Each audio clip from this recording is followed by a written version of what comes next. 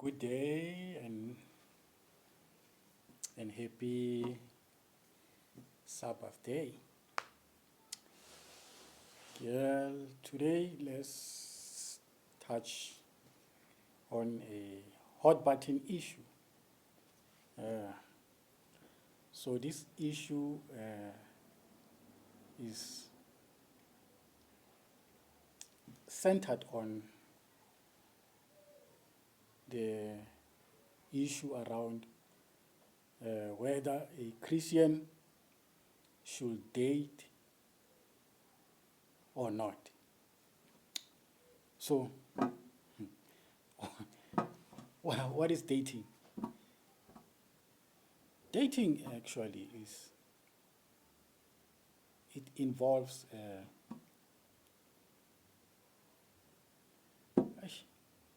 I don't know how to say it, but I think it involves, not I think, it involves sexual activity. And also it involves an exchange of ungodly soul tie. All right, so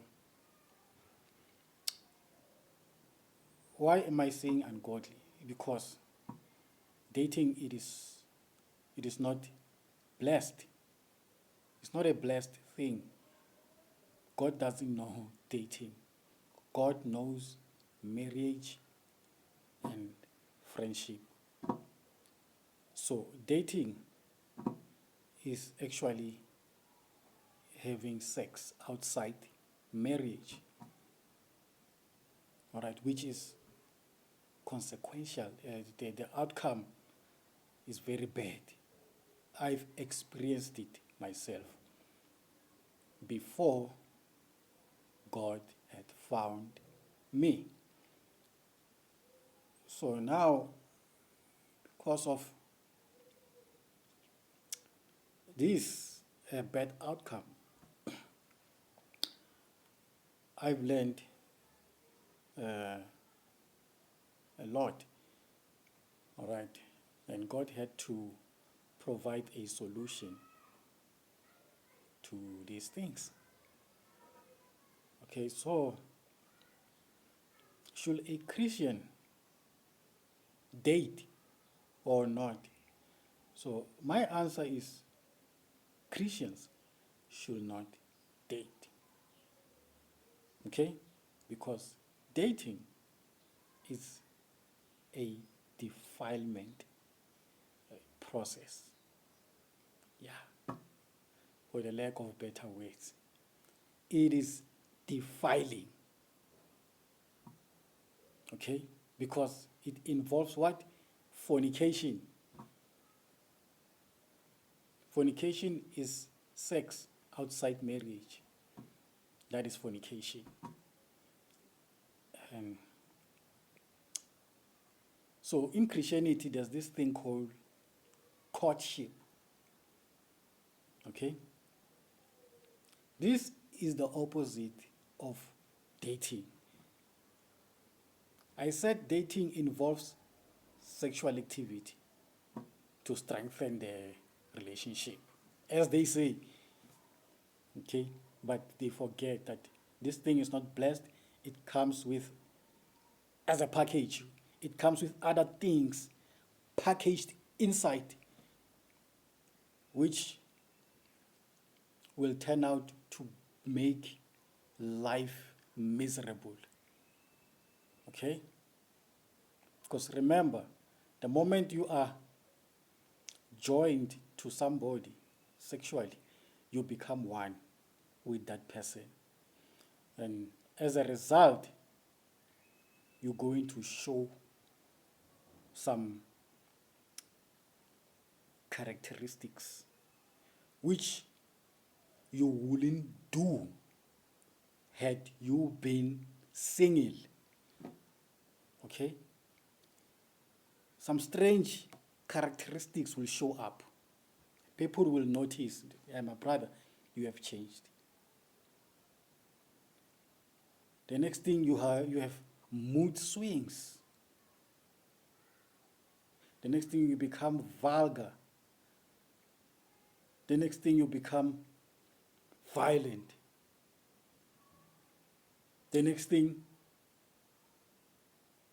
you hate the idea of God, whether there's God or not. You just become antagonistic towards the existence of God. You become a unbeliever. The next thing, you practice other things. So, things that will shock even your family. You become aggressive. Understand? Such characteristics will show up depending on who you've been sleeping with. So that is the danger of sleeping around. So dating is not for Christian. But there's this process called courtship.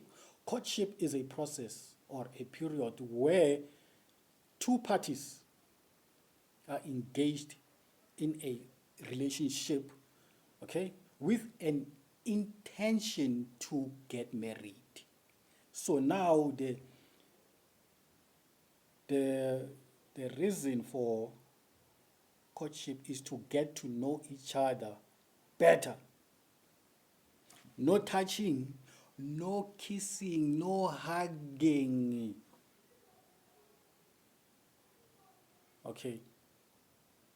If you ought to meet, there had to be somebody there with you. You don't meet in the bedroom. No. Mm.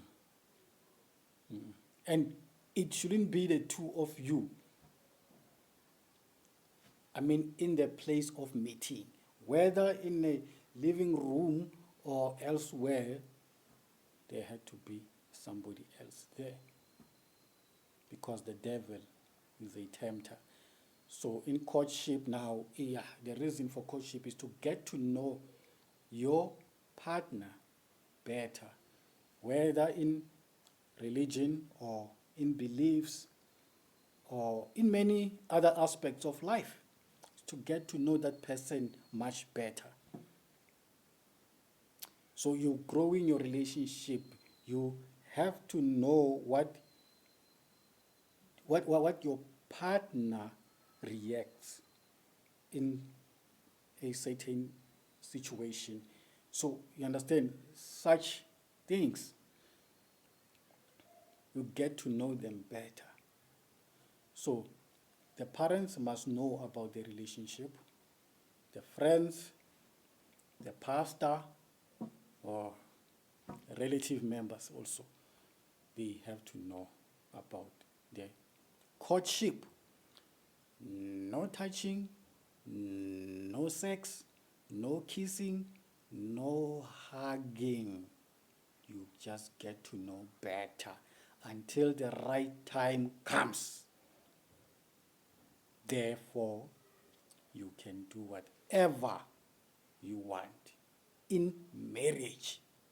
Only in marriage you are allowed to touch one another, to touch each other, to cuddle each other, and to hug each other, and to each other.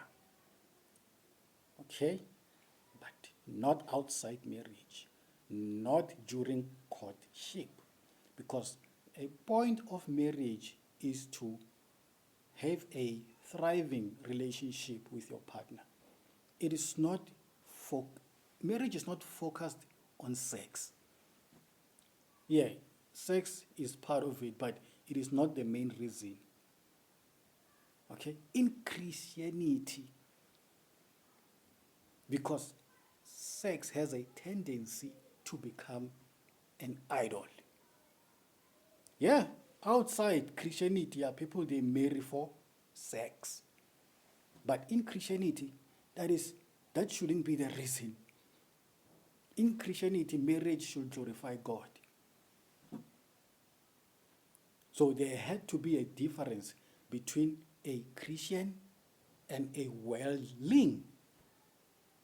There had to be a difference between someone who has accepted Jesus Christ and someone who hasn't yet accepted Jesus Christ.